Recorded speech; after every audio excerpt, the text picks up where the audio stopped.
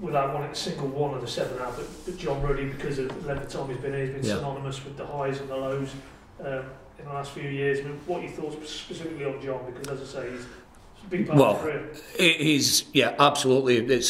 It'll no doubt, when John finishes his career, this will still be the main part of his career, and this will be what he kind of judges his career on, I would think. And as you rightly say, he's been involved in the highs and the lows.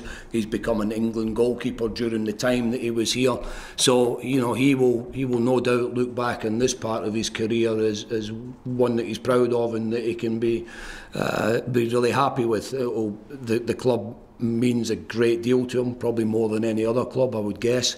And you know, he will be disappointed to be leaving here, but he'll also understand the reasons why, I'm quite sure. And John's been a fabulous servant for the club, in my opinion.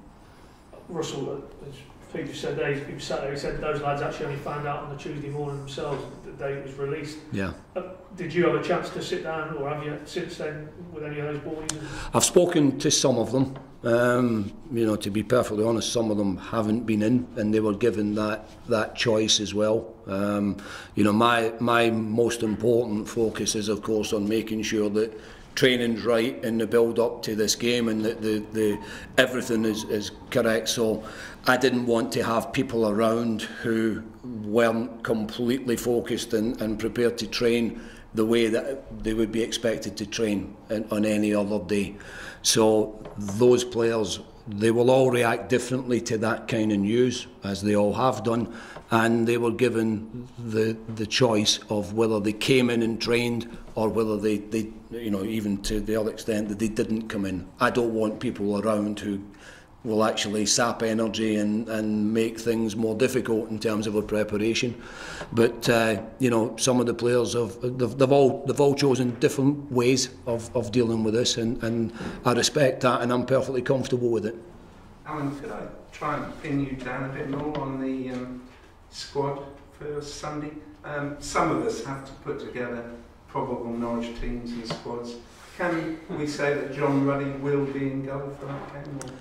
Yes, I'll give you that one. Ryan Bennett and Stephen Whittaker, will they be in the squad? Stephen Whittaker is trained, Ryan Bennett hasn't. Oh, so he won't be in the squad? Ryan Bennett won't be in the squad, no. Could you tell us about the others as well?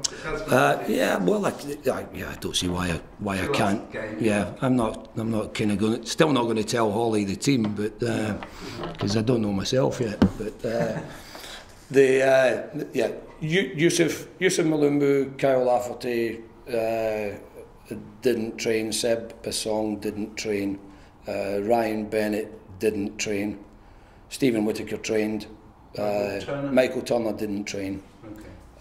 And John Ruddy trained.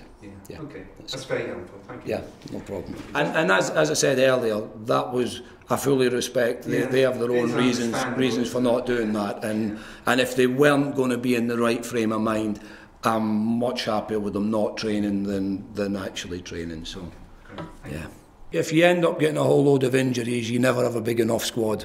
If you don't have any injuries, then it's too big, you know. And this is, it's a big squad. There's no question about that. You know, this is in the time that I've been caretaker, we've had more than 22 players training on a regular basis, and that's not ideal, because you end up then having to find a way of keeping those 22 or 23, 24, 25 involved without it starting looking like football, you know, because we don't play 13v12 or 13 aside, you know, so we've got to make sure that it's that it's realistic, and that becomes a kind of juggling act as well. So there have been times, when could have done with the squad being a bit smaller, but there have also been times when we could have done with some more fullbacks. You know, when you think back to the number of games that in Alex's time we had no fullbacks playing, you know, and I had the pleasure of having that for a couple of games as well, where you're playing people out of position. If you were to identify one area that needed strengthening in Norwich City squad? What would that be? Well, our defending, without any doubt. You know, that's clear. We've scored. Is it the most goals in the championship? And we'll have, if it's not the most, it might be second most to Newcastle. And we've conceded something like the third or fourth most. So I don't think anybody could say that they disagree with me when I say we haven't defended well enough, and we haven't done. Defending's as a team, you know, it's not just down to the goalkeeper and the back four. It's what you do as a team, and especially if you're a team that wants people to play in an expansive way.